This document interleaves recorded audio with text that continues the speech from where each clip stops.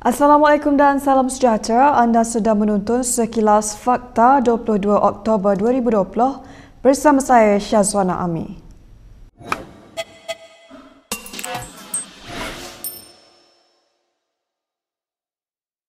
Satu mesyuarat khas Kabinet yang akan dipengerusikan Perdana Menteri Muhyiddin Yassin bakal diadakan di Putrajaya esok.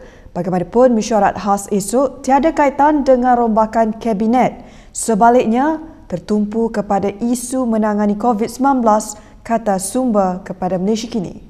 Ketika dihubungi, sumber memaklumkan mesyuarat khas esok diadakan bagi membincangkan situasi terkini penularan wabak COVID-19 dan tiada kaitan dengan isu rombakan Kabinet. Kedudukan Muhyiddin sebagai Perdana Menteri menjadi perhatian ramai selepas UMNO mengemukakan tuntutan baru untuk sokongan mereka kepada Kerajaan Perikatan Nasional. Antara isu yang mencetuskan rasa tidak puas hati UMNO ialah kedudukan wakil mereka dalam kerajaan dan wujud desakan agar Perdana Menteri mengadakan rombakan Kabinet. Seorang lagi sumber memberitahu Malaysia Kini, selain perkembangan semasa COVID-19, isu sokongan kepada kerajaan PN juga akan dibangkitkan. Bagaimanapun katanya, ia tidak menyentuh soal rombakan Kabinet. Sementara itu, sumber pejabat Perdana Menteri mengesahkan tentang mesyuarat khas esok namun enggan mengulas lanjut. Pemuda UMNO hari ini menegaskan akan menolak sebarang kerjasama dengan Presiden PKR Anwar Ibrahim mahupun mana-mana parti dalam Pakatan Harapan, terutamanya DAP.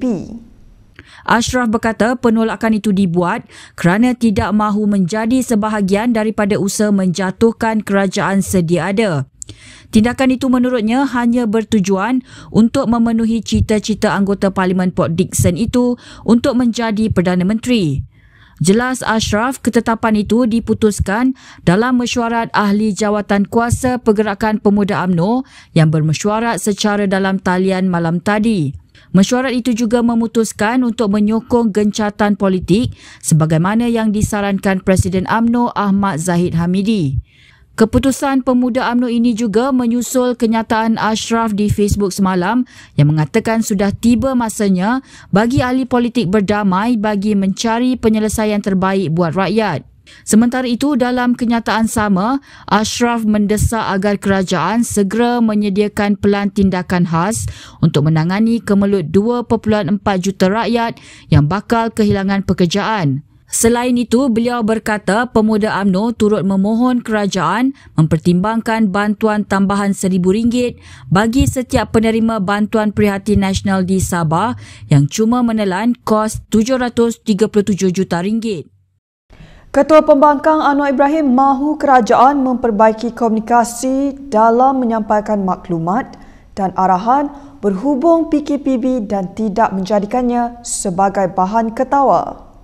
Jelas ahli Parlimen Port Dickson itu, walaupun telah 8 bulan sejak pelaksanaan PKP, tetapi masih belum ada strategi jelas dari kerajaan dalam menangani kemelut COVID-19 dan membangunkan semula ekonomi. Menurutnya, rakyat terpaksa menerima arahan dan panduan yang mengelirukan termasuk amalan antara 2 darjat dalam pelaksanaan hukuman. Anwar mempersoalkan bagaimana kekeliruan ini dapat membantu aspek kesihatan awam dengan mengorbankan pekerja Kuala Biru. Semalam, Menteri Kanan Ismail Sabri Yaakob tergelak kecil atas kekeliruan orang ramai mengenai arahan tersebut dan menyifatkan orang ramai tidak sabar walaupun telah diberitahu perincian akan diberi kemudian. Dalam pada itu, Anwar berkata perubahan di saat akhir termasuk arahan yang melibatkan pekerja sektor awam dan sektor di bawah MITI hanya menambah kerumitan orang ramai dan membazir masa. Kes jangkitan COVID-19 di negara ini terus merekodkan angka yang tinggi dengan sebanyak 847 kes baru dilaporkan dan 5 lagi kematian. Daripada jumlah itu, 842 merupakan kes penularan tempatan dan 5 kes import. Pada hari ini, negeri Sabah masih mencatatkan jumlah kes tertinggi iaitu 578 kes bersamaan dengan 68.2%. Ini adalah hasil usaha gigih yang telah dijalankan di negeri Sabah di mana lebih banyak lagi petugas kesihatan telah digerakkan daripada Semenanjung, Malaysia dan juga dari dalaman negeri Sabah untuk terus menjalankan saringan di lapangan. Pada masa yang sama, lebih banyak ujian makmal RT-PCR telah dapat dijalankan di Sabah dan dihantar ke Semenanjung. Di samping pertambahan ujian saringan RTK antigen untuk ujian segera dijalankan di lapangan. Manakala negeri-negeri di Lembah Kelang pula mencatatkan pertambahan sebanyak 164 kes, iaitu 19.4% daripada jumlah keseluruhan kes. Jumlah kes aktif di Malaysia setakat ini adalah sebanyak 8,183 kes dengan jumlah keseluruhan sebanyak 23,804 kes. Dr. Nur Hisham juga memaklumkan seramai 486 pesakit lagi telah sembuh sepenuhnya. Sementara itu, katanya seramai 90 pesakit sedang dirawat di unit rawatan rapi di mana 29 kes memerlukan bantuan pernafasan. 5 lagi kematian dilaporkan di mana 4 dikesan di Sabah manakala 1 dicatatkan di Kedah. Perintah kawalan pergerakan diperketatkan di 6 kawasan di Semporna dan 1 lagi lokasi di Kunak, Sabah yang akan berakhir esok akan dilanjutkan untuk 2 minggu lagi. Walau bagaimanapun setakat ini, penilaian risiko yang dijalankan oleh KKM mendapati masih terdapat penularan kes COVID-19 di kawasan tersebut. Sehubungan dengan itu, sidang khas hari ini bersetuju dengan cadangan daripada MKN Sabah untuk melanjutkan lagi PKPD di lokaliti-lokaliti ini bermula daripada 24 Oktober sehingga 6 November 2020. Jadi kita tambah lagi 2 minggu daripada 24 Oktober.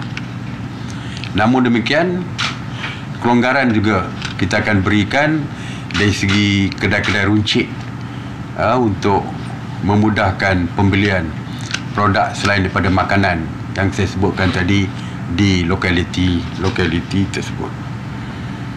Dan pelanjutan tempoh ini diperlukan bagi tujuan membolehkan saringan kedua dilakukan oleh pihak KKM terhadap penduduk-penduduk di kawasan tersebut.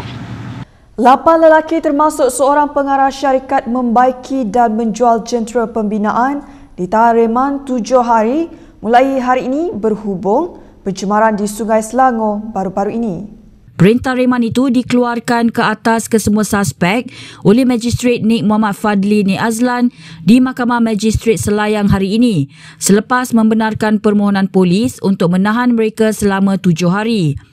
Mereka yang ditahan reman itu ialah seorang pengarah syarikat berusia 31 tahun dan bapanya yang berusia 62 tahun serta 6 pekerja terdiri daripada 2 warga tempatan serta 4 warga asing dari Nepal, Pakistan dan Myanmar. Kesemua suspek ditahan reman bagi membantu siasatan kes mengikut Seksyen 430 Kanun Keseksaan iaitu kesalahan melakukan khianat dengan mendatangkan bencana terhadap perjalanan tali air sehingga menyebabkan susut bekalan air kepada manusia dan haiwan. Seksyen itu memperuntukkan hukuman penjara tidak kurang daripada 5 tahun dan maksimum 30 tahun dengan denda atau kedua-duanya jika sabit kesalahan.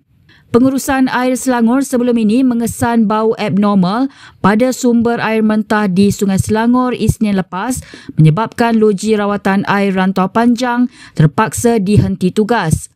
Henti tugas loji rawatan air tersebut telah menyebabkan gangguan bekalan air tidak berjadual, membabitkan lebih 1 juta akaun merangkumi 1,292 kawasan di wilayah Kuala Lumpur, Petaling, Klang, Shah Alam, Kuala Selangor, Hulu Selangor, Gombak dan Kuala Langat. Baiklah, sekian sahaja daripada saya Syazwana Amir untuk Sekilas Fakta. Untuk lebih banyak berita, anda boleh melayari kinitv.com. Anda juga boleh mengikuti kami di Instagram, Twitter, YouTube dan Facebook. Salam hormat dan jumpa lagi.